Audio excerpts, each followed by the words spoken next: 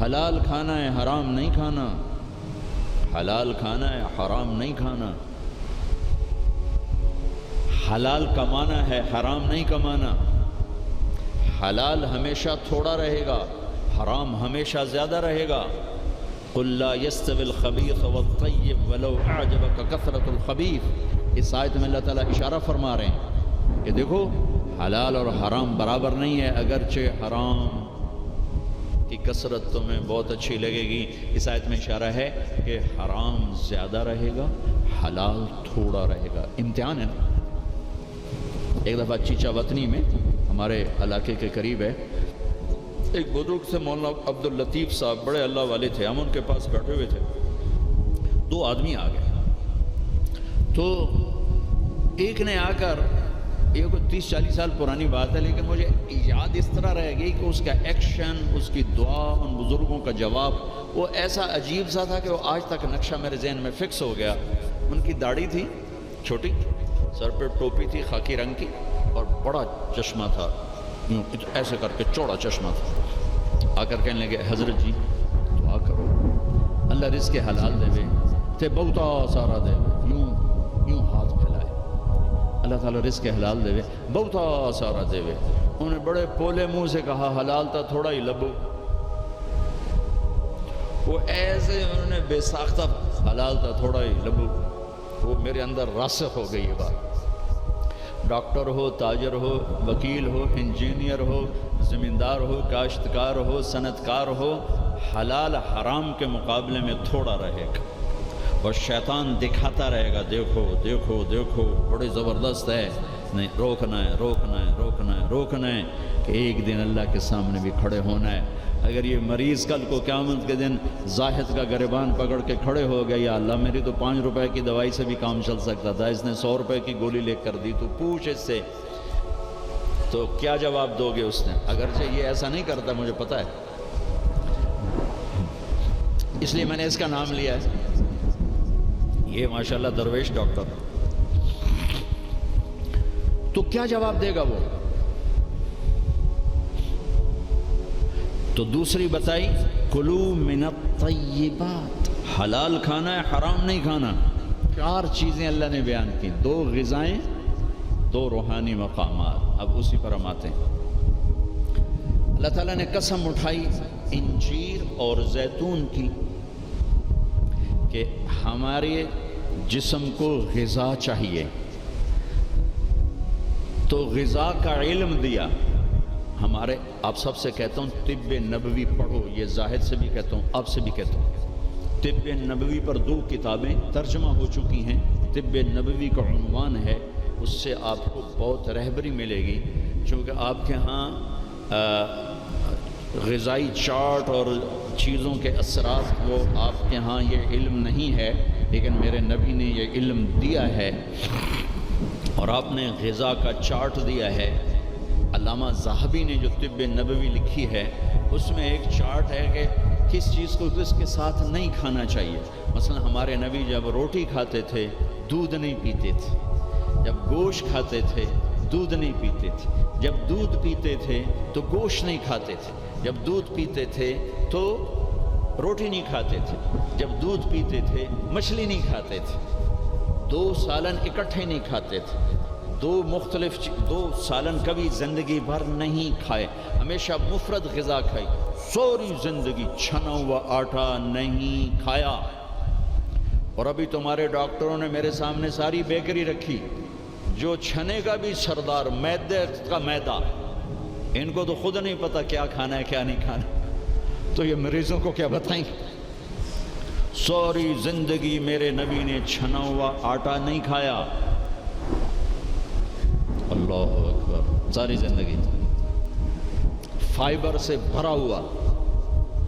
تو وہ کسی نے پوچھا، حضرت انس کہہ رہے تھے کہ اللہ کے نبی نے زندگی بھر چھنا ہوا آٹا نہیں کھایا، تو ان کے شاگردوں نے پوچھا تو پھر آٹے کو کیسے صاف کرتے تھے؟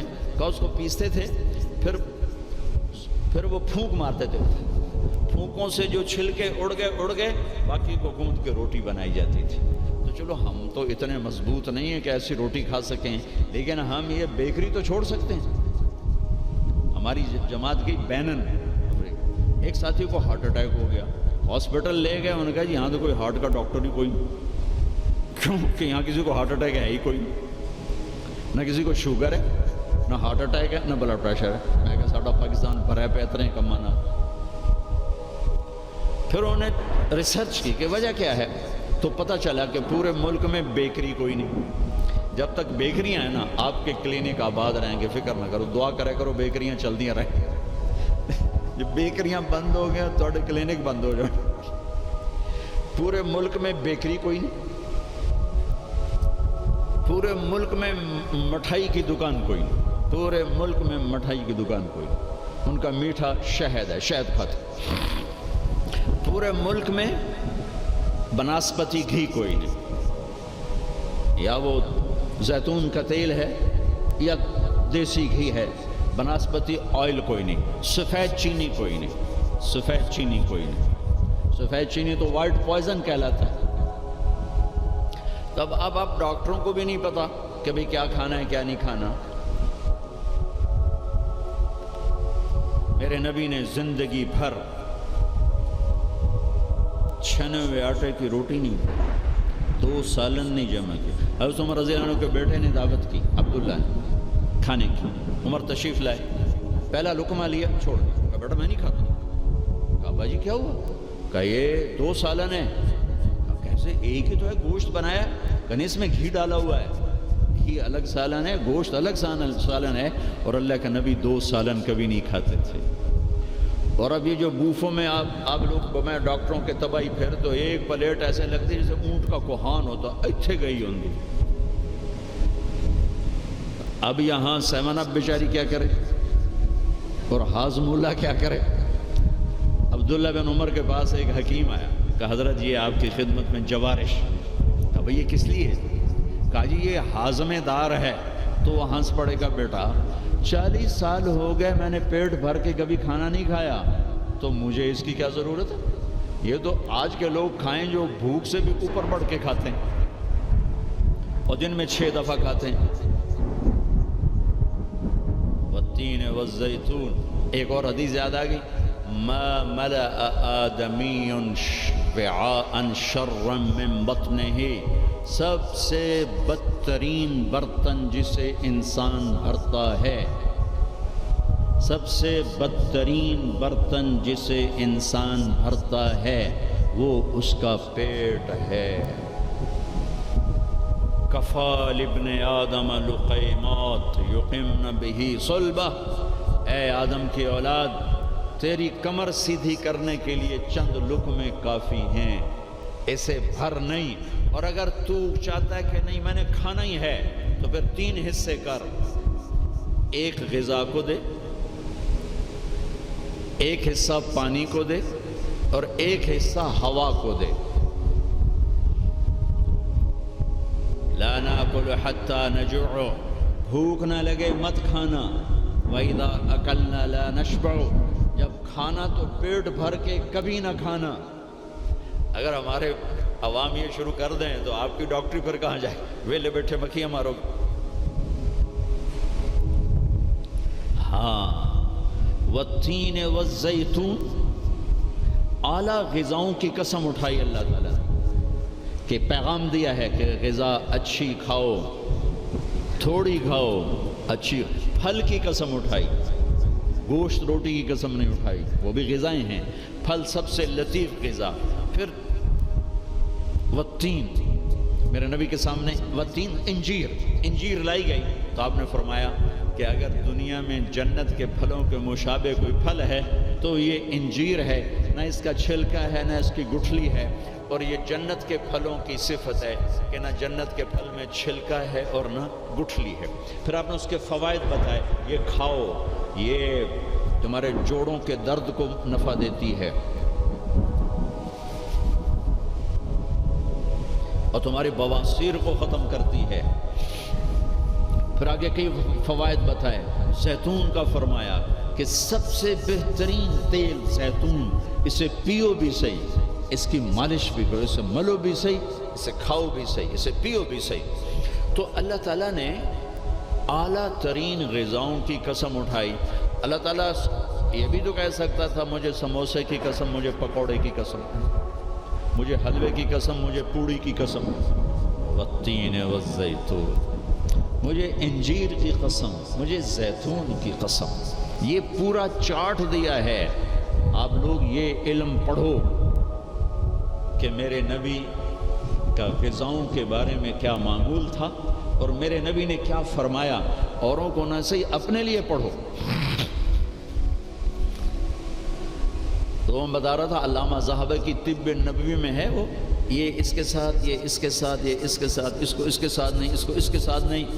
ہمارے ڈاکٹر عبدالواحد صاحب ہوتے تھے مرحوم، وہی پرنسپل ریٹائر ہوئے تھے نشتر میڈیکل کالج، میں نے ان کے دفعہ پڑھ کے سنایا، کہنے گے جو آدمی اس چارٹ پہ عمل کرے گا، کوئی تقدیر سے بیمار ہو تو ہو، ویسے نہیں بیمار ہو سکتا، اور موت، مرض الموت آئے تو آئے، اس کے علاوہ سے کوئی مرض نہیں آ سکتا۔